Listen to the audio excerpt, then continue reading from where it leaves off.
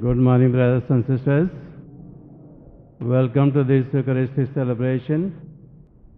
In the name of the Father, and of the Son, and of the Holy Spirit. Amen. The grace of our Lord Jesus Christ, and the love of God, and the fellowship of the Holy Spirit be with you all.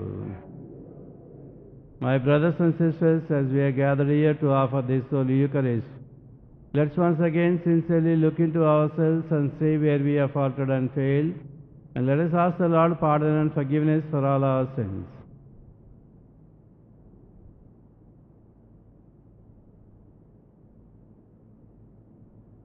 I confess to Almighty God and to you, my brothers and sisters, that I have greatly sinned in my thoughts and in my words, in what I have done and in what I have failed to do, through my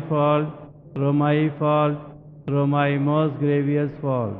Therefore, I ask Blessed Mary, our Virgin, all the angels and saints, and you, my brothers and sisters, to pray for me to the Lord our God.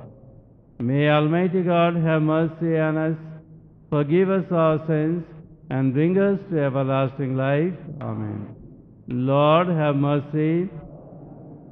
Christ, have mercy. Lord, have mercy. Let us pray. O God, restorer and lover of innocence, direct the hearts of your servants towards yourself, that those you have set free from the darkness of unbelief may never stray from the light of your truth. Through our Lord Jesus Christ, your Son, who lives and reigns with you in the unity of the Holy Spirit, one God, forever and ever. Amen.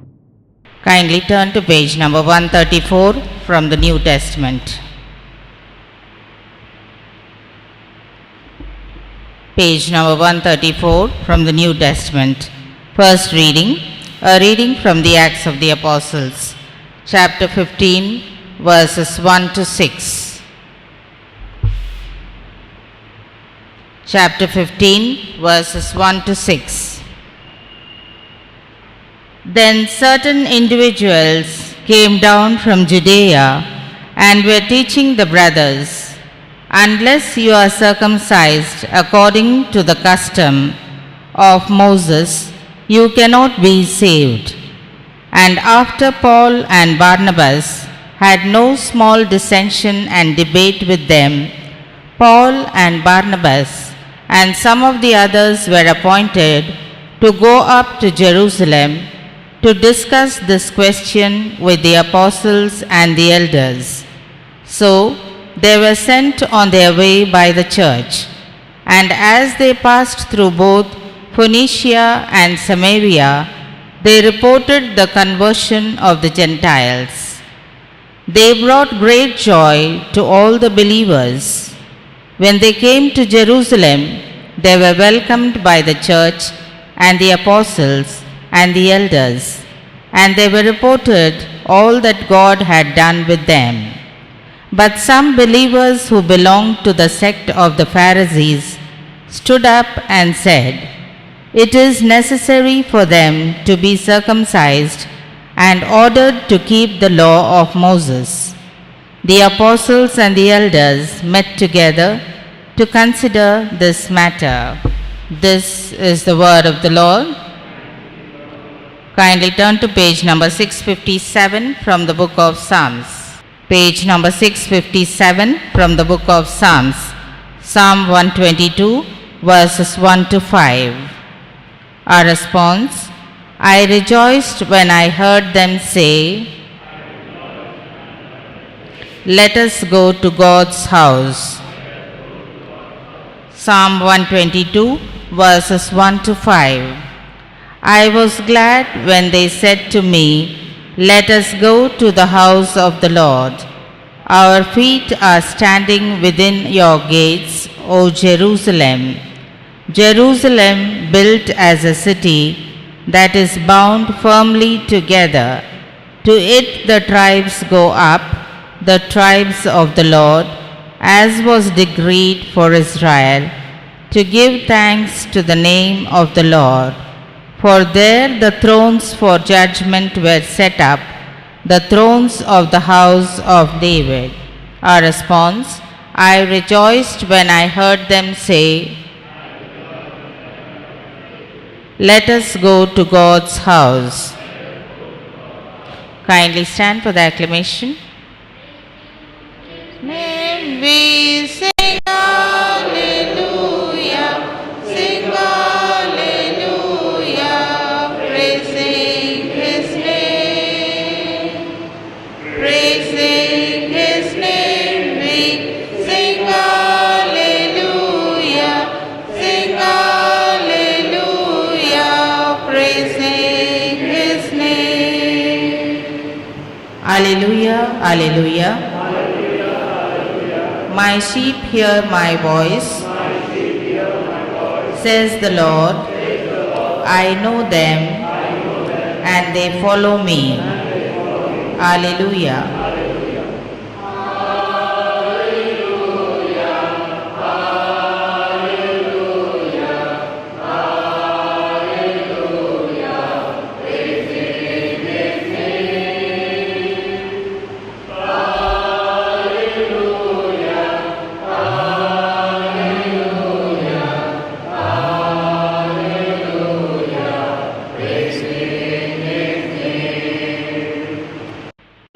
The Lord be with you. A reading from the Holy Gospel according to St. John. Glory to you, O Lord. Page 109, 109, chapter 15, verses 1 to 8. Jesus said, I am the vine, and my Father is the vine grower. He removes every branch in me that bears no fruit. Every branch that bears fruit, He prunes, to make it bear more fruit. You have already been cleansed by the word that I have spoken to you. Abide in me as I abide in you. Just as the branch cannot bear fruit by itself unless it abides in the vine, neither can you unless you abide in me. I am the vine and you are the branches. Those who abide in me and I in them bear much fruit, because apart from me you can do nothing. Whoever does not abide in me is thrown away like a branch and withers. Such branches are gathered, thrown into the fire, and burnt. If you abide in me and my words abide in you, ask for whatever you wish, and if you will, it will be done for you. My Father is glorified by this, that you bear much fruit and become my disciples. The Gospel of the Lord. Praise be to you, Lord Jesus Christ. May the words of the Gospel wipe away our sins.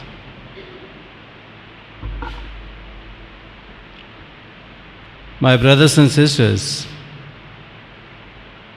in the first reading today from the Acts of the Apostles,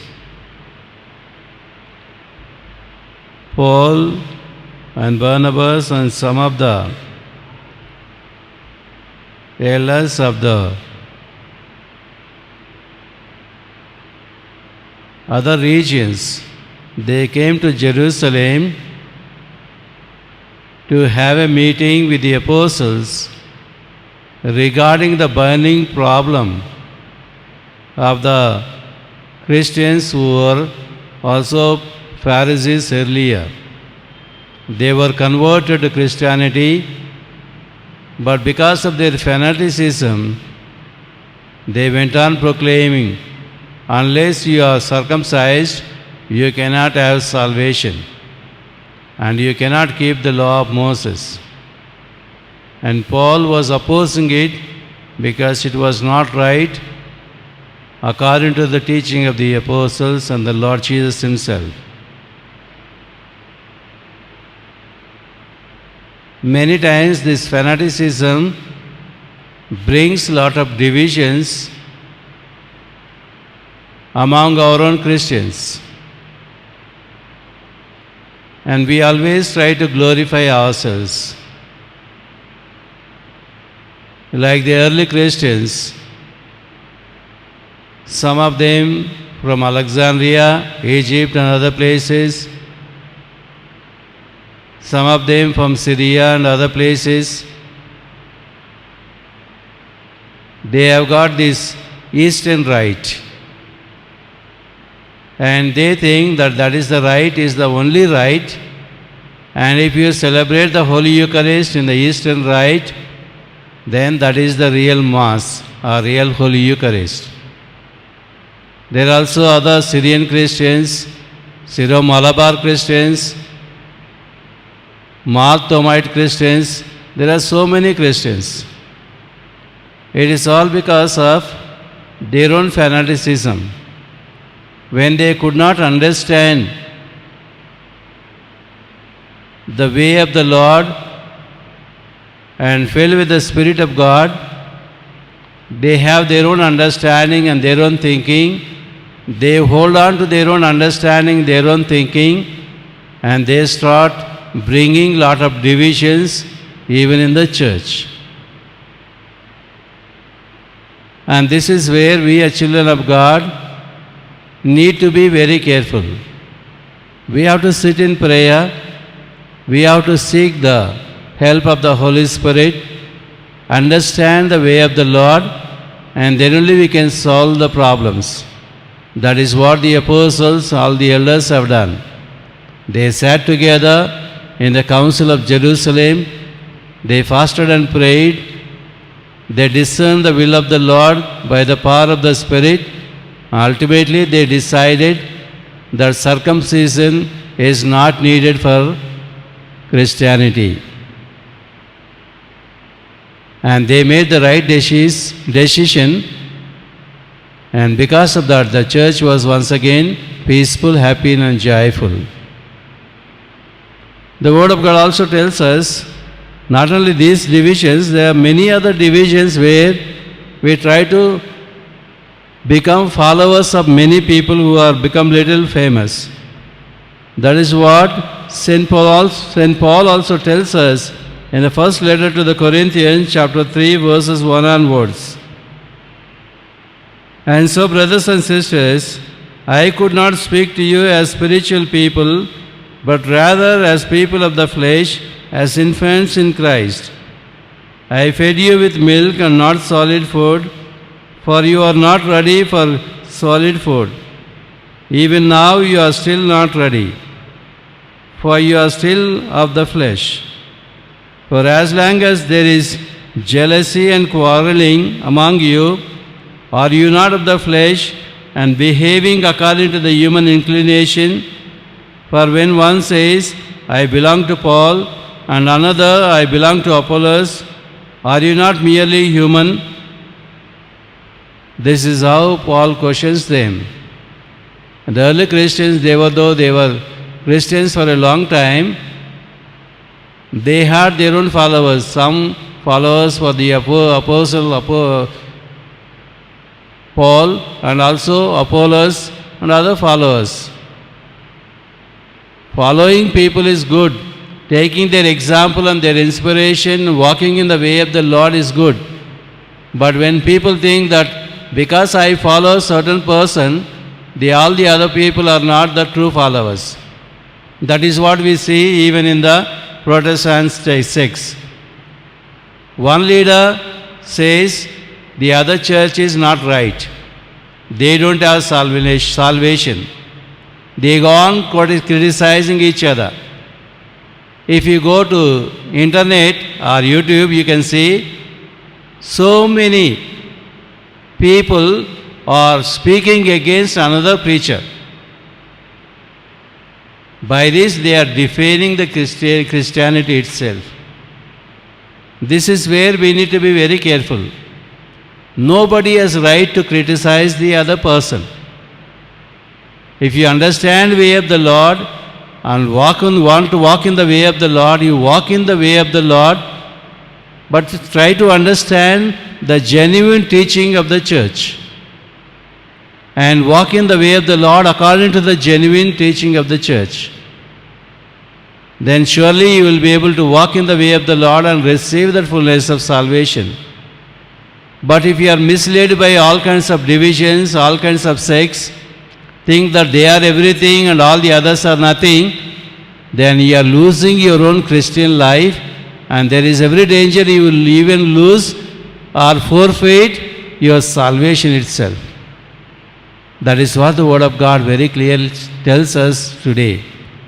And in the Gospel today, Jesus tells us, I am the vine and you are the branches. You have to depend on me and nobody else.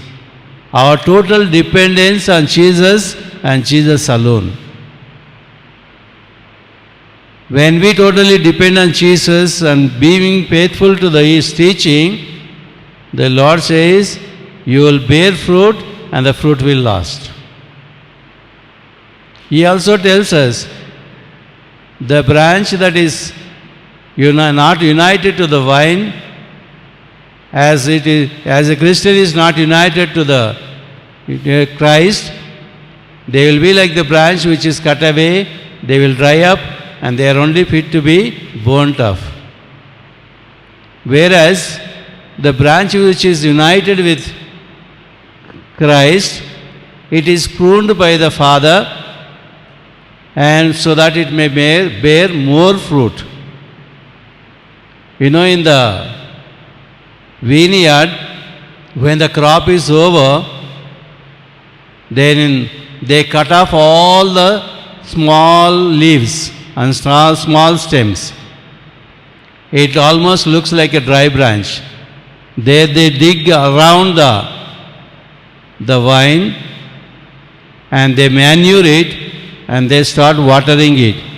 And slowly it starts flowering again, becomes very green and becomes flowering, and then we will have abundant fruit. That is called pruning. Pruning is always painful. But that pruning will help us to become very refined in such a way that we will be able to bear much fruit. And pruning is nothing but the problems, the sufferings, the sicknesses that we face in our day-to-day life. Through these problems and through these sufferings and through these sicknesses that we face in our day-to-day life, we are pruned by the Lord Himself. That means, in spite of all this, we still cling to the Lord. And as we cling to the Lord, He gives us the divine power and divine grace through the sacraments, and through that power and grace, we are able to overcome everything and we will live a victorious life. And today, as we offer this Holy Eucharist, once again realize that we need to totally depend on the Lord. It is the Lord who nourishes us with His graces through the sacraments and especially the Holy Eucharist, where He feeds us with His word and also feeds us with His body and blood in order to strengthen us with our inner power to overcome everything in our day-to-day life, so that we may live a victorious life. Let us totally depend on the Lord, cling to the Lord, so that we may have life and life in all its fullness.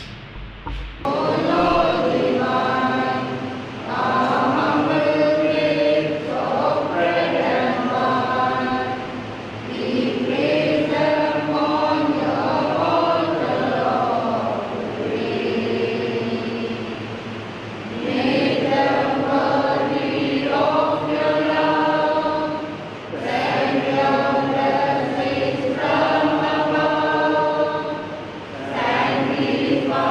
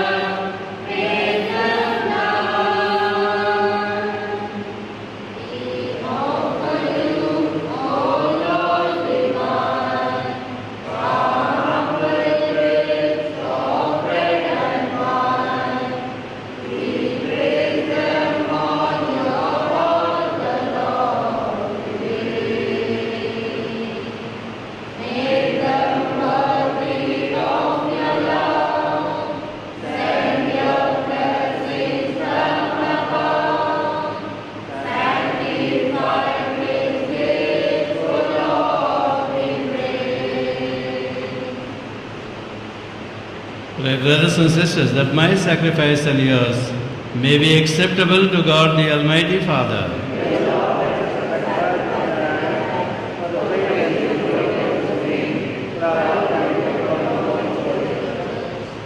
Grant, we pray, O Lord, that we may always find delight in these Paschal mysteries, so that the renewal constantly at work within us may be the cause of our unending joy. Through Christ our Lord. Amen. The Lord be with you. Lift up your hearts. Let us give thanks to the Lord our God. It is truly right and just, our duty and our salvation, at all times to acclaim you, O Lord, but in this time above all to laud you yet more gloriously, when Christ our Passover has been sacrificed. He never ceased to offer himself for us, but defends us and ever pleads our cause before you. He is the sacrificial victim who dies no more, the Lamb once slain who lives forever. Therefore, overcome with paschal joy, every land and every people exalts in your praise.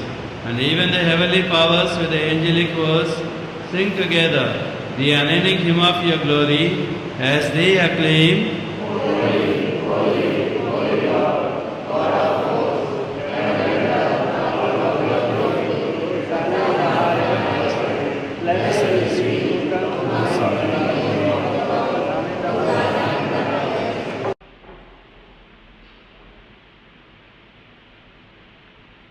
You are indeed holy, O Lord, the fount of all holiness. Make holy, therefore, these gifts, we pray, by sending down your Spirit upon them like the dewfall, so that they may become for us the body and blood of our Lord Jesus Christ. At that time he was betrayed and entered willingly into his passion. He took bread and, giving thanks, broke it and gave it to his disciples, saying, Take this, all of you, and eat of it, for this is my body, which will be given up for you.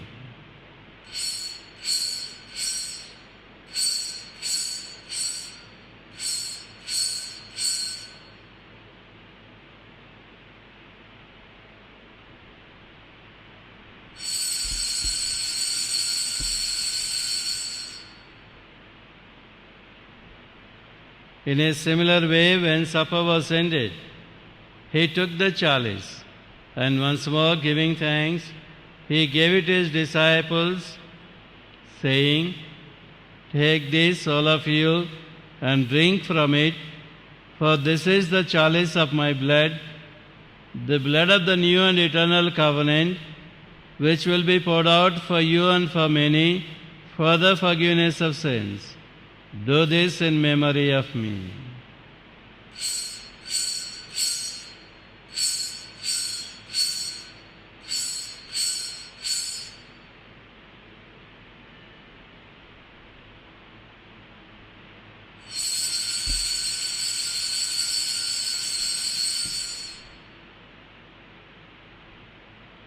The mystery of faith.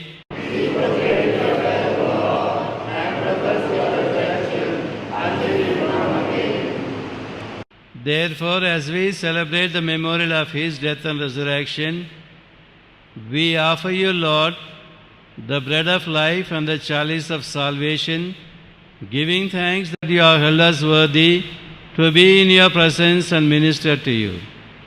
Humbly we pray that, partaking of the body and blood of Christ, we may be gathered into one by the Holy Spirit.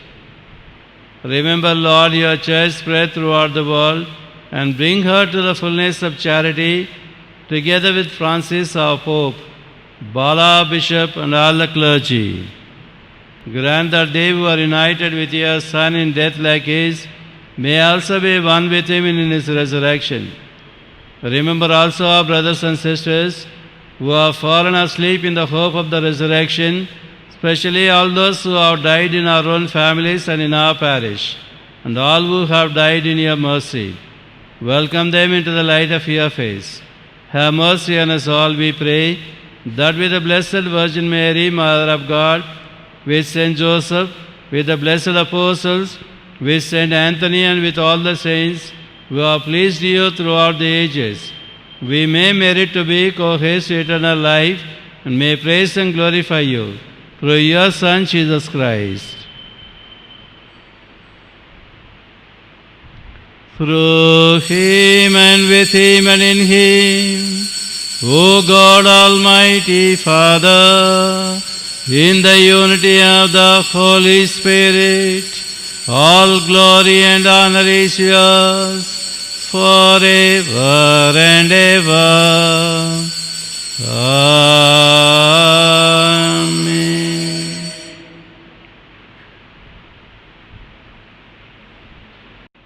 At the Saviour's command, formed by the divine teaching, we dare to say, Our Father, who art in heaven, hallowed be thy name. Thy kingdom come, thy will be done, on earth as it is in heaven.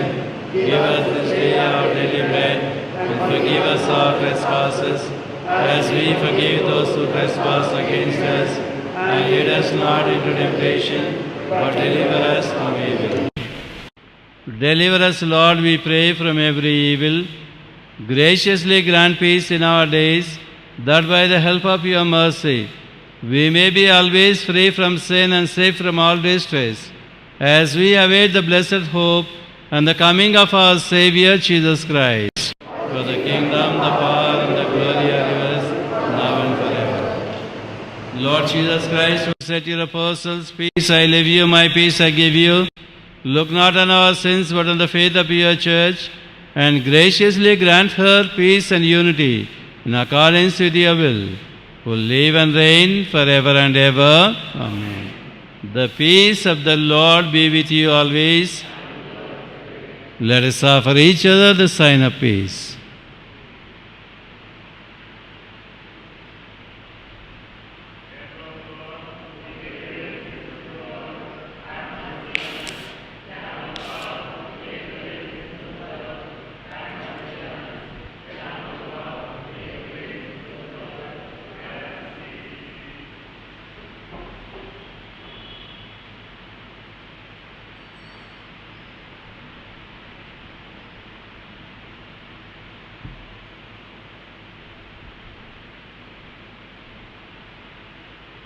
Behold the Lamb of God. Behold him who takes away the sins of the world. Blessed are those called to the supper of the Lamb. Lord, I am not worthy that you should enter under my roof, but only say the word, and my soul shall be healed.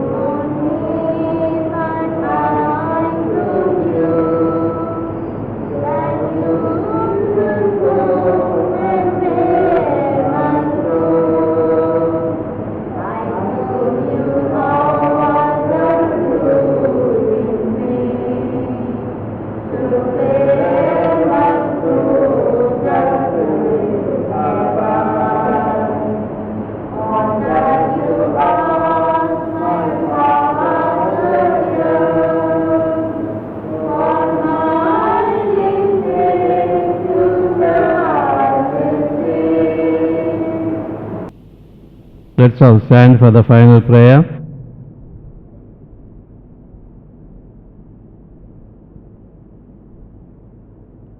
Hear, O Lord, our prayers, that this most holy exchange by which you have redeemed us may bring your help in this present life and ensure for us eternal gladness.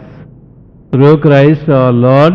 Amen. The Lord be with you, and may the blessing of the Almighty God, the Father, the Son, and the Holy Spirit come upon you and remain with you forever. Go in peace to love and serve the Lord. Thanks be to God.